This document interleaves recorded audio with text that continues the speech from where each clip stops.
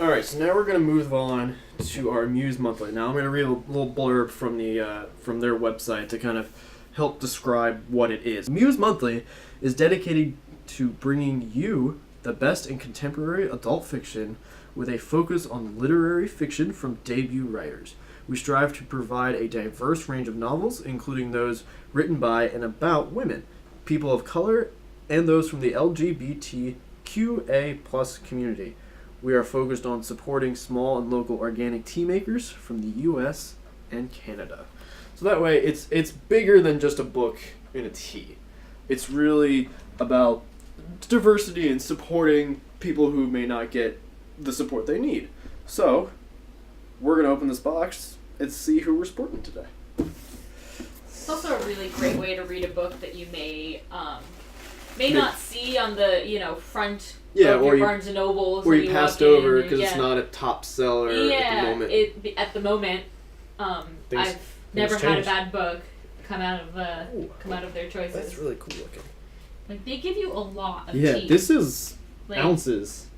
This is 4 ounces of tea. Yeah, there's plenty of tea too. So this will worth last your money. This will last you a good long while. Oh, this is from Big Bear. This is from Big Bear Lake, California. Really? We love Big Bear Lake. This is wicked good. The Mountain Witch Tea Company. And then this is the Bee's Knees Honey and Lemon Tea. Take a look at that. This is, Mountain Witch Tea Company, Big Bear Lake, California. We had that at that little tea house up there. It might have. Yeah, I think we did. So, that's so exciting. So we're from California. We're from California. And Big Bear Lake, it's about 3 hours outside of LA, towards the desert, and there's a big ass lake up there. Towards the mountains, yeah. Towards the mountains. It's a ski resort too. Yeah, there's a ski resort. There's camping. There's lots of summer activities to do. It's like a little bit of heaven on earth. It's a black tea. We combined our best black tea with tangy lemon, sweet honey essence, and bee pollen to create this smooth and tasty tea. So there's black tea, bee pollen, lemon essential oil, and some other flavors to make this honey and lemon tea. So honey and lemon and black tea are kind of staples in the tea. A lot of times when you order tea, they'll give you some honey to help sweeten it, or the black tea is most known for a little caffeine. So this is probably just taking a basic concept of tea and just heightening it a little bit more, make it sweeter. I'm a little scared to open it. Should I open it? Go ahead, but please put it back in this. Well, this is reseal, so yeah, and then put it back in that. I like that bag a lot. Yeah, and it's got their little logo on it too, which is so great. Cool looking. And then you want to keep your tea out of sunlight. Sunlight can dilute some of the flavors, so typically from a tea shop you'll get them in a baggie like this, or a little tin. We have a tea cabinet where we collect tea, which maybe you'll do a video on our tea collection someday. You gotta make it look nice first. That smells really good. Ooh, that's lovely. It's definitely lemony, definitely honey. It's that, very sweet. Again, sounds absolutely perfect for a summer morning tea. So the idea of the tea in the book is that usually they're related in some way. Usually with the feeling of the book, the atmosphere of the book. The idea being that you could sit down with the book, sit down with your tea, supporting, supporting your author, supporting the tea makers, and then usually the sense of the tea kind of gives you this fourth dimensional feel to what's happening in the book. So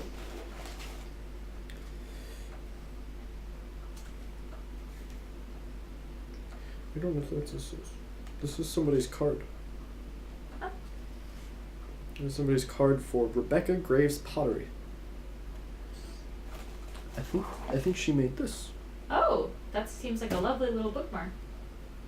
And kind of a little fancier rather than your little piece of paper. It's a little heart-shaped. And this is from Rebecca Graves Pottery.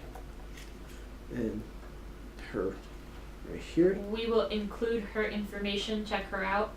Yeah. It's a great quality little heart. And then we have a button for the book, which is titled No One is Coming to Save Us, a novel by Stephanie Powell Watts. It's a kind of dystopian title there.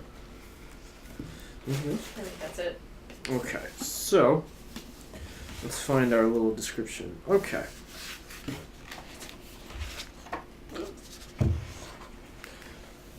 J.J. Ferguson has returned home to Pinewood, North Carolina to build his dream house and to pursue his high school sweetheart, Ava.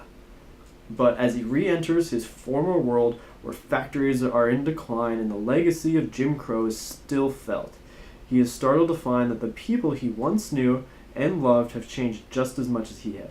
Ava is now married and desperate for her baby, though she can't seem to carry one to term.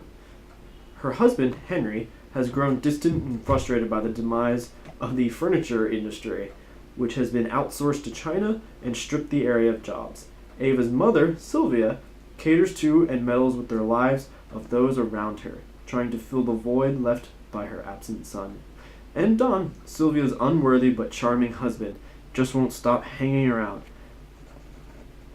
JJ's return and his plans to build a huge mansion overlooking Pinewood and woo Ava not only unsettles their family, but stirs up the entire town.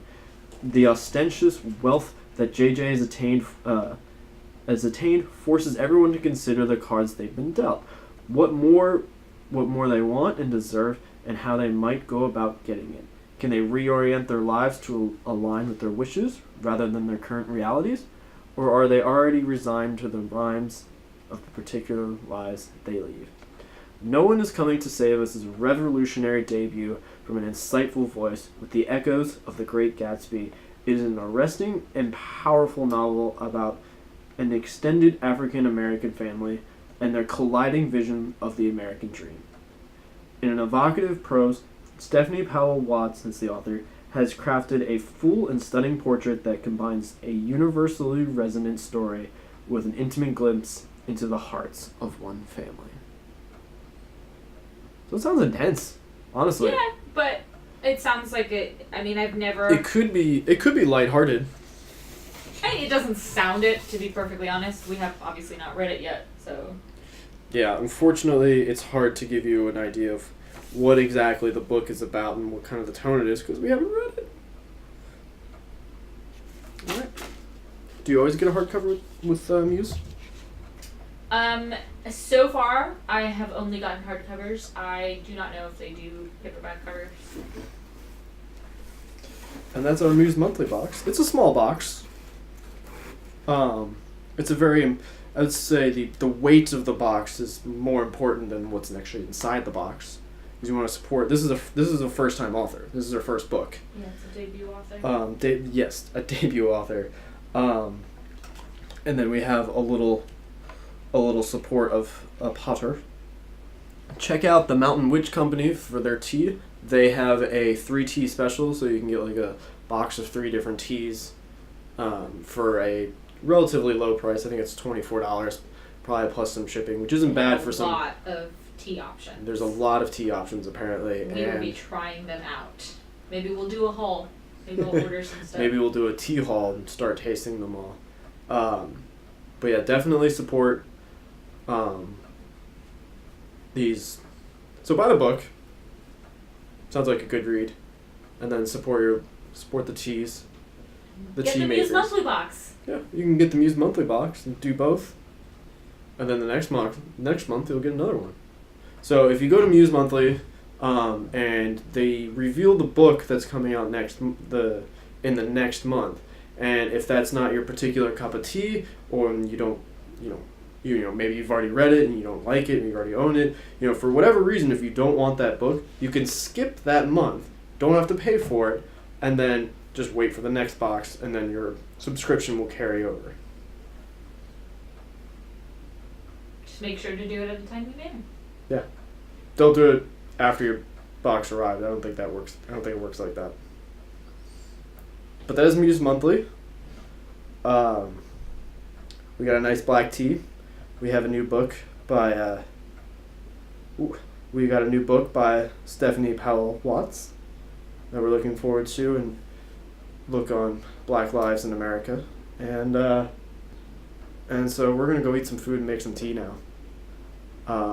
Thanks for watching. If you have any questions about either of these boxes, ask them in the comments. I'm gonna put their websites in the description so you can check out all their options for their different types of boxes and their plans and whatnot, and find the one that suits you best. And for our coffee drinkers, Mountain Witch Tea has their own coffee brand as well. The tea company here, the Mountain Witch Tea makers, they have coffee as well. So if you're not a regular tea person, or you're just not a tea person in general, but you are a coffee person, try out their coffee instead. Thanks for watching. Bye. Bye.